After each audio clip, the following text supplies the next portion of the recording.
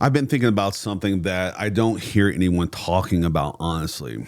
Not online, not in podcasts, not in real conversations between men. Most men aren't depressed. They're disconnected. And that distinction matters more than people realize because depression implies something is wrong inside you. Disconnection suggests something is wrong with how you're living. You see the difference? Those are two very different problems. Here's what I keep seeing. Men who are functioning, men who are working, men who are showing up, but they feel off, not sad, not hopeless, not unable to get out of bed, just flat.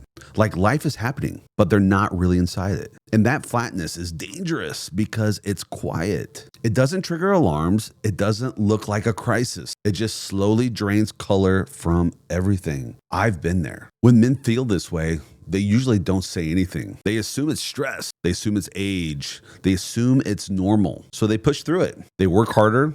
They stay busy.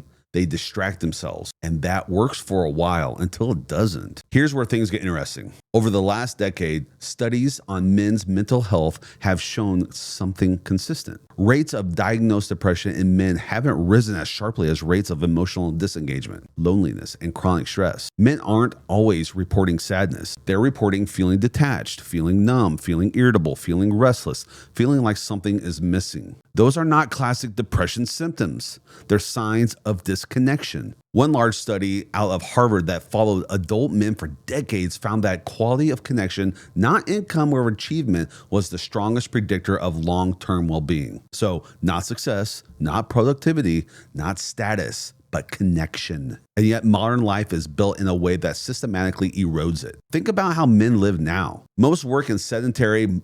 Most communication is digital. Most social interaction is transactional. You spend more time looking at screens and faces. You talk more in messages than in rooms. And your nervous system does not register those at the same thing. Your body knows the difference. There's another important piece here. You see, men historically regulated stress through physical labor, brotherhood, clear roles, shared struggle. Those structures don't exist the same way anymore, not even close. So stress has to go somewhere, right? But it stays inside our body. And when stress stays trapped that long, it turns into tension, fatigue, irritability, shutdown. Not because you're weak, but because you're human. Here's what no one prepares men for. You can be doing everything right and still feel wrong. You can be disciplined and disconnected.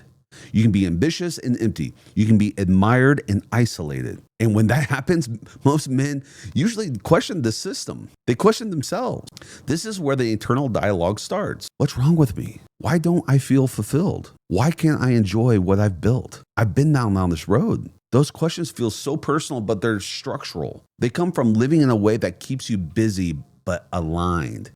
I still notice this in myself. There are stretches where I realize I've been moving fast without checking in, saying yes automatically, pushing forward because momentum feels safer than stillness. And when I slow down, I notice how loud the noise actually is. That's uncomfortable. Most men avoid that moment entirely, and I don't blame them. There's research showing that men are significantly less likely than women to verbally process emotional stress. I believe that. Instead, men externalize it through behavior. More work, more isolation, more distraction. It looks like discipline, but underneath, it's avoidance. This is where the conversation usually goes wrong, you see. Men are told they need fixing. They're told they need motivation. They're told they need hacks. But you can't optimize your way out of a disconnection. You can only reconnect your way out. Reconnection is not therapy talk. It's practical. It starts with awareness. Notice when you're numbing instead of resting. Notice when you're busy instead of being purposeful. Notice when you're isolated instead of independent. Those distinctions matter. There's also evidence showing that men who engage in regular in-person social interaction, even once per week, have significantly lower stress markers and better cardiovascular outcomes. Not because talking fixes everything, it doesn't, but because connection regulates the nervous system. Your body needs it. Now, here's the part that challenges a lot of men. Reconnection requires honesty. Woo! Honesty, that word. Honesty about what you actually want.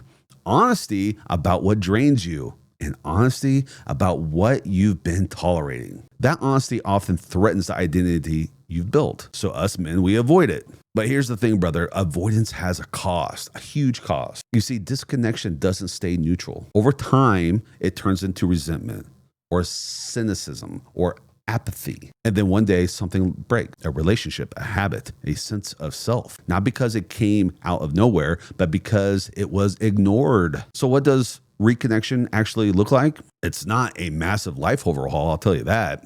It starts small. Physical movement that isn't about punishment. Conversations that aren't about productivity. Time without stimulation. You see where I'm getting here? Letting your system settle long enough to hear yourself again. It also looks like proximity. Being around other men. Not to complain, not to posture, but to be honest. Men regulate through presence. They always have. Again, I don't believe most men are depressed. I believe they've been living disconnected lives long enough that it feels normal. And normal doesn't always mean healthy, my friend. If this is resonating, that's not a diagnosis. It's a signal that something inside you knows alignment is possible. And alignment starts with truth, not fixing yourself, not numbing yourself, but reconnecting to what you've been ignoring. You see, most men don't need more motivation. They need orientation. They need to feel grounded in themselves again. And that begins by saying what's actually happening out loud, even when it's uncomfortable, especially then. Remember, you're driven by purpose and you're built for legacy. Let's go.